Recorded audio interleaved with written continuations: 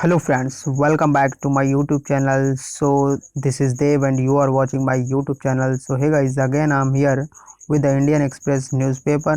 और जैसा कि आपको पता है आज संडे है और संडे के दिन किसी भी प्रकार का एडिटोरियल नहीं आता है, चाहे बात करें द इंडियन एक्सप्रेस में या फिर चाहे बात करें द हिंदू की। तो यहाँ पे किसी भी प्रकार का एडिटोरियल नहीं है, लेकिन फिर भी आपको विदित होना चाहिए आज 5 जून है और हर साल हम लोग पर्यावरण दिवस के रूप में इस दिन को मनाते हैं। तो आइए जानते हैं क्या है इसकी पूरी हिस्ट्री और जानने की कोशिश करते हैं कि क्या है खास आज का दिन और किस प्रकार की थीम इस वर्ष दी गई है और क्या चीज़ें हमें इसके लिए समझना है। और आपको मैं बता दूं कि यह एक ऐसा टॉपिक है, चाहे आप किसी भी एग्ज़ाम में बैठ रहे हों, वहाँ 1 या 2 मार्क्स के क्वेश्चन तो डेफिनेटली यहाँ से तो पूछे ही जाते हैं। तो अगर आज पूरी वीडियो के साथ आप बने रहे तो आई होप कि आपको वो 1 या 2 मार्क्स दिलाने में ये वीडियो आपको मदद कर सकेगा। तो चलिए फिर वीडियो को शुरू करते हैं। उससे पहले आपको पता है कि हम लोग सबसे पहले इसका इंग्लिश वर्जन पढ़ते हैं, वहीं साथ साथ इसका हिंदी वर्जन पढ़ते हुए चीज़ों को समझते हैं। तो चलिए फिर वीडियो को शुरू करेंगे। उससे पहले एक छोटी सी रिक्वेस्ट है गाइस, यदि वीडियो और कंटेंट आपको पसंद आए तो वीडियो को लाइक शेयर करिए, साथ ही साथ चैनल को सब्सक्राइब कर बेल आइकन प्रेस को ऑन कर लीजिए ताकि हर प्रकार की अपडेट से आप हमेशा रहें अवेयर। तो आइए वीडियो को शुरू करते हैं और जानने की कोशिश करते हैं कि क्या खास है इस वर्ष के पर्यावरण दिवस पे।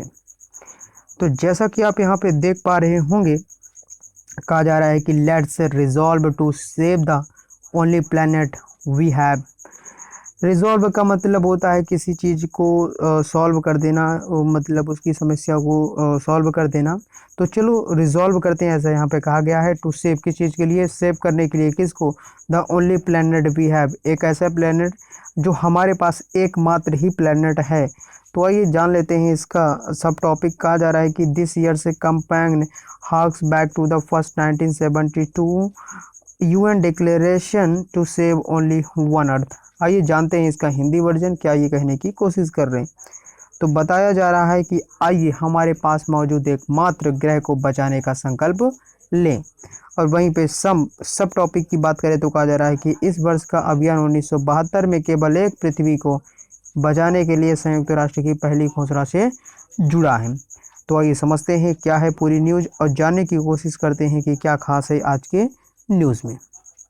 तो जैसा कि आप यहाँ पे देख पा रहे होंगे, यहाँ पे चीज़ें कुछ आपको छोटी दिख रही होंगी, तो मैं कोशिश करूँगा थोड़ा सा इसको जूम करने की, एंड आई होप कि अब क्लियर हो गया होगा। चलिए जानते हैं, थोड़ा न्यूज़ यहाँ पे बड़ा है तो थोड़ा पेशेंस बना के आप लास्ट तक बने रहिएगा।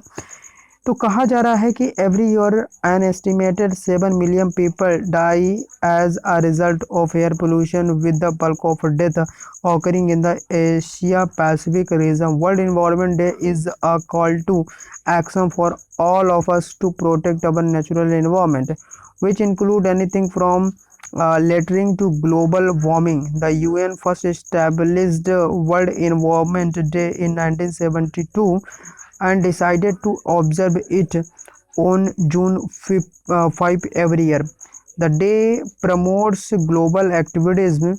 World Environment Day is a worldwide celebration as well as a forum for public education. तो आइए देख लेते हैं इसका हिंदी वर्जन क्या कहने की ये कोशिश कर रहे हैं। तो यहाँ पे बताया जा रहा है कि बहुत ही अनुमानित 7 मिलियन लोग वायु प्रदूषण के परिणाम स्वरूप मर जाते हैं, जिसमें से एक थोक मौतें एशिया प्रशांत क्षेत्र में होती है, यानी कि हम लोग जिस भी कॉन्टिनेंट में रहते हैं।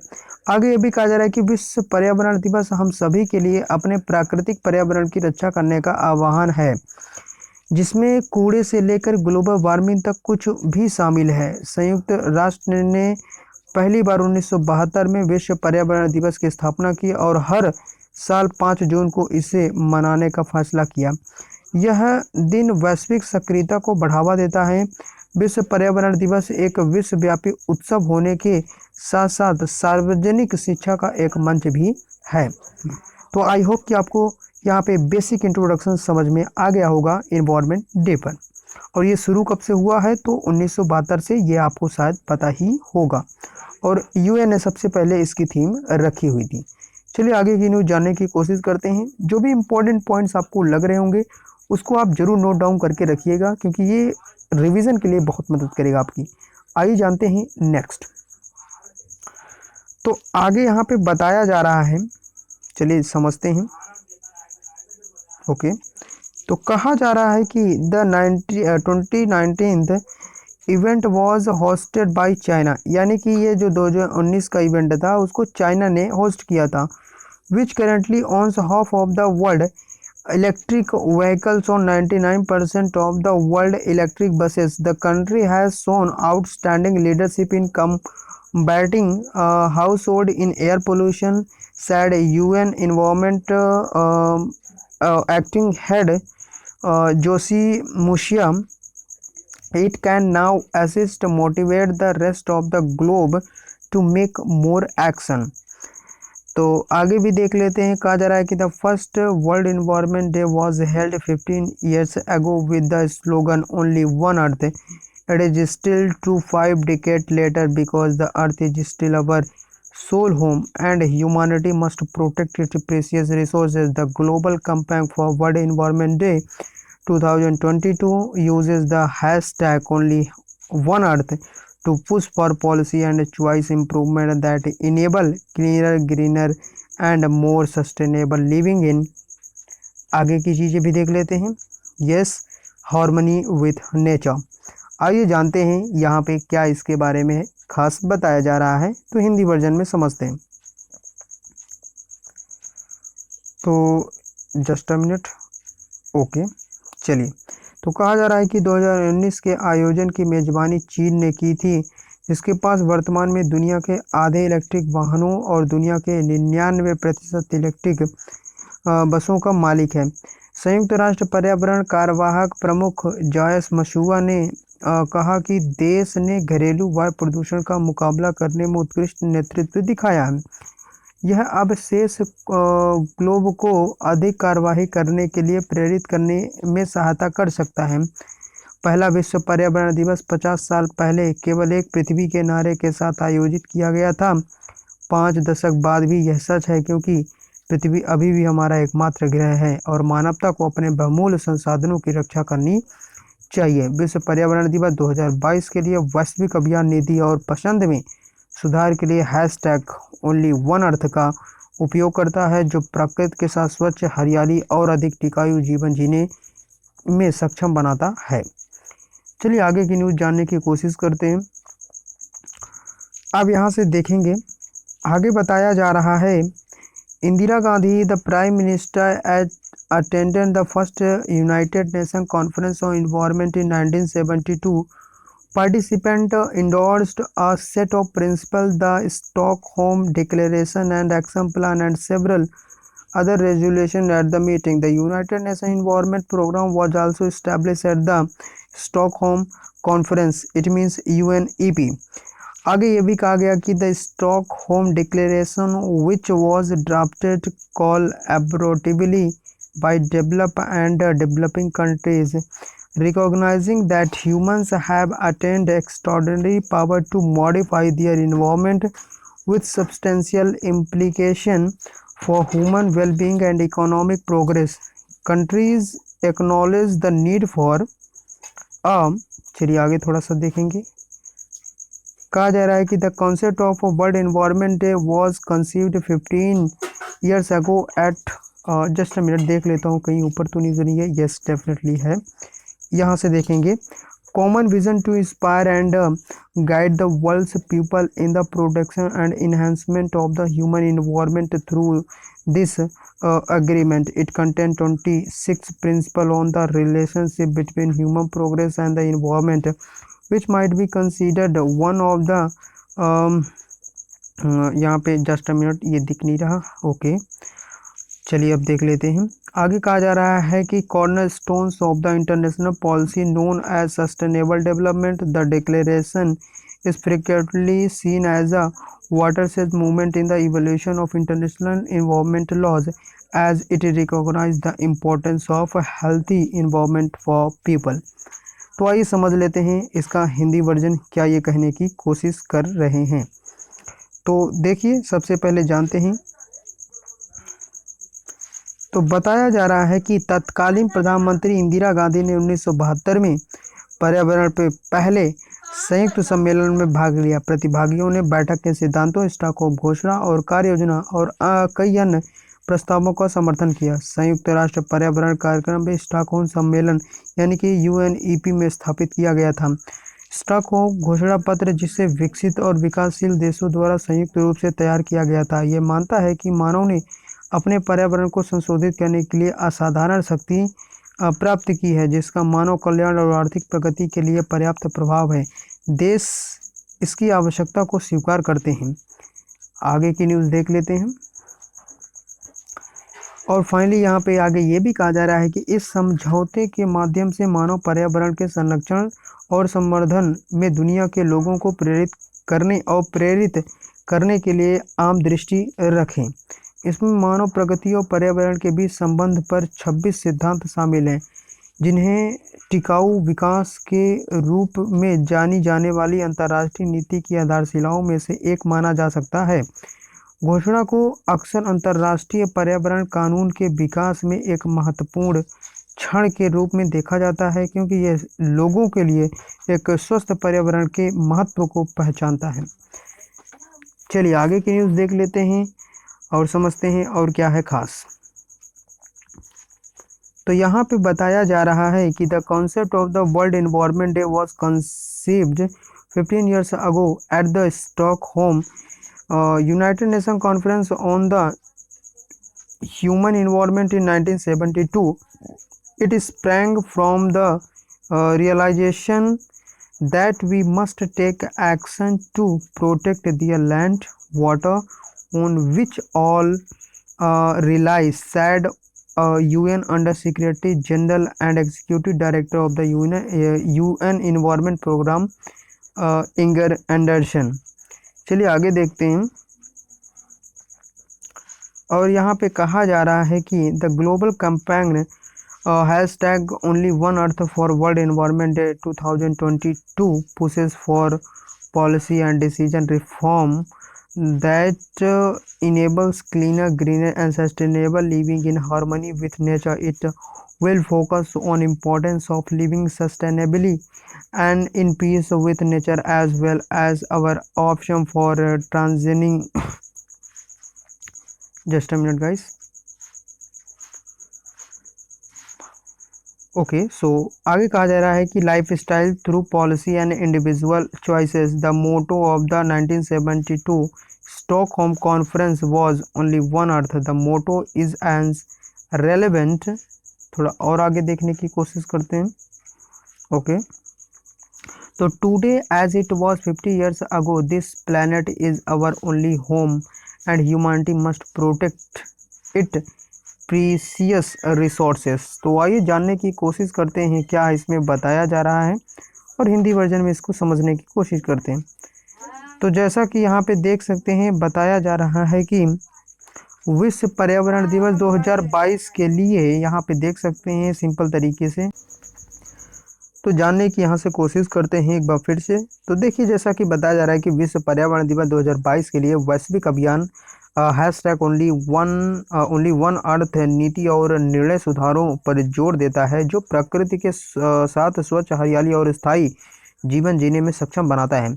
यह प्रकृति के साथ स्थायी रूप से शांति से रहने के महत्व पर ध्यान केंद्रित करेगा। साथ ही नीति और व्यक्तिगत विकल्पों के माध्यम से एक हरित जीवन शैली में संक्रमण के हमारे विकल्पों पर ध्यान केंद्रित करेगा।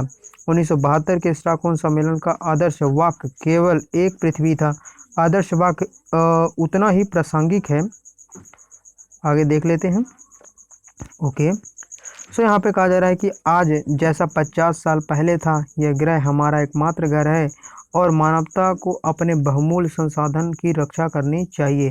वर्ष 2022 यूएनईपी और वैश्विक पर्यावरण समुदाय के इतिहास में एक महत्वपूर्ण क्षण होगा। यह स्टॉकहोम सम्मेलन के परिणाम स्वरूप संयुक्त राष्ट्र पर्यावरण कार्यक्रम यूएनईपी की स्थापना की 50वीं वर्षगांठ है। यह उसी दिन पड़ता है जिस दिन उच्च स्तरीय स्टॉकहोम यानी कि +15 अंतर्राष्ट्रीय शिखर सम्मेलन होता है।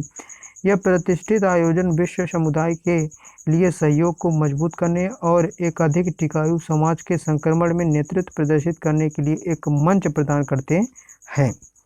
चलिए आगे की न्यूज़ देख लेते हैं। बस थोड़ा और बच गया है, इतना ही है, आप देख सकते हैं। आइए समझते हैं लास्ट में और क्या चीज़ें यहाँ पे बताई जा रही है। Just a minute, okay. So यहाँ से देखेंगे चीज़ों को एक बार फिर से। तो बताया जा रहा है कि the year 2022 will be a water said movement in UNEP's and the global environment community's history. It is the 50th anniversary of the foundation of the United Nations Environment Program. It means UNEP. As a result of the Stockholm Conference, it also falls on the same day as a high-level Stockholm Plus 50 International Summit. These iconic events provide a platform for the world community to strengthen cooperation and demonstrate leadership in the transition to a more sustainable society. आगे की चीज़ें देख लेते हैं यहाँ से। I think थोड़ा और है, ओके। चलिए देख लेते हैं, एक बार इसको रीड कर लेते हैं, इसके बाद हिंदी वर्जन में चलेंगे। तो on the 2nd and 3rd June of 2022 for government of Sweden with the help of the government of Kenya will host Stockholm Plus 50 years after the 1972 Stockholm Conference. The 50th anniversary of this landmark conference and its consequent document, most notably the Stockholm Declaration, will be commemorated during this international gathering. Stockholm Plus 50 will help to accelerate progress and toward a more sustainable society, including a long-term recovery from the COVID-19 pandemic. आगे की चीज़ें देख लेते हैं। यहाँ से आगे ये भी बताया जा रहा है कि this meeting will reflect and the urgent need for action towards healthy planet and prosperity for all, as well as achieving a sustainable and inclusive recovery from the COVID-19 pandemic and speeding up the implementation of the environment dimensions of sustainable development in the context of decade of action in three leadership dialogues. आगे की चीज़ें देखते हैं। So finally यहाँ पे ये भी बताया गया, देख सकते हैं एक बार फिर से। यहाँ पे फाइनली एज अ कंक्लूजन के रूप में बताया जा रहा है कि human rights and the environment are inextricably linked. A clean, healthy and sustainable environment is necessary for enjoyment of our human right, and whereas polluted, toxic and otherwise unhealthy setting may infringe on our right. Geneva, as the world principle for human right concerns, has been instrumental in advancing the agenda in the intersection of human right and the environment. आइए सारी चीज़ों को यहाँ पे एक बार Hindi version में समझने की कोशिश करते हैं और यहाँ पे समझ में आएगा क्या यहाँ पे कुछ खास बताया जा रहा है। तो देखिए एक बार देख सकते हैं, फिर से कहा जा रहा है कि 2 और 3 जून 2022 को स्वीडन की सरकार, केन्या की सरकार की मदद से यहाँ पे होम प्लस 50 1972 के स्टॉकहोम सम्मेलन के 50 वर्ष बाद इस ऐतिहासिक सम्मेलन की 50वीं वर्षगांठ और इसके परिणाम के दस्तावेज विशेष रूप से स्टॉकहोम की घोषणा और इस अंतर्राष्ट्रीय सभा के दौरान मनाई जाएगी। स्टॉकहोम प्लस 50 एक अधिक टिकाऊ समाज की दिशा में प्रगति में तेजी लाने में मदद करेगा, जिसमें कोविड-19 महामारी के दीर्घकालिक सुधार भी शामिल हैं। चलिए आगे देखते हैं। आगे यहाँ पे ये भी बताया जा रहा है कि बैठक के एक स्वस्थ ग्रह और सभी के लिए समृद्धि की दिशा में कार्यों की तत्काल आवश्यकता के साथ साथ कोविड-19 की महामारी से एक स्थायी और समावेशी पुनर्प्राप्ति करने और सतत विकास के पर्यावरणीय आयाम के कार्यान्वयन में तेजी लाने पर विचार करेगी। कार्यवाही के दशक के संदर्भ में 3 नेतृत्व संवादों में मानवाधिकार और पर्यावरण का अटूट संबंध है। हमारे मानवाधिकारों के आनंद के लिए एक स्वच्छ, स्वस्थ और टिकाऊ पर्यावरण आवश्यक है, जबकि प्रदूषित, विषाक्त और अन्यथा अस्वस्थकर सेटिंग्स हमारे अधिकारों का उल्लंघन कर सकती है। मानवाधिकारों के लिए दुनिया के प्रमुख केंद्रों के रूप में जिनेवा और मानवाधिकारों और पर्यावरण के चौराहा पर एजेंडा को आगे बढ़ाने में सहायक रहा है। तो यहाँ पे आज के न्यूज़ में जो खास था वो मैंने आपको बता दिया है in very simple word. And I hope कि आपको चीज़ें क्लियर हो गई होंगी, तो आपको समझ में आ गया कि क्या चीज़ें इम्पॉर्टेंट है आज के न्यूज़ में। और आपने देख लिया होगा कि किस प्रकार से इन्वायरमेंट डे का पूरा इतिहास रहा है, और हम लोग इस बार 50वीं वर्षगांठ मनाने जा रहे हैं।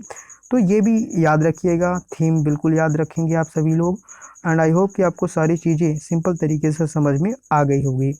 तो चलिए गाइस, ज़्यादा समय ना लेते हुए वीडियो को यहीं पे एंड अप करेंगे। और अगर आपके पास कोई क्वेरीज हो, कोई क्वेश्चन हो, कोई डाउट हो, तो उसे हमारे साथ कमेंट बॉक्स पे ज़रूर साझा करें, and I will try to resolve that problem. So चलिए गाइस, मिलते हैं किसी नेक्स्ट वीडियो में किसी नेक्स्ट कंटेंट के साथ। So till then take care and see you. जय हिंद।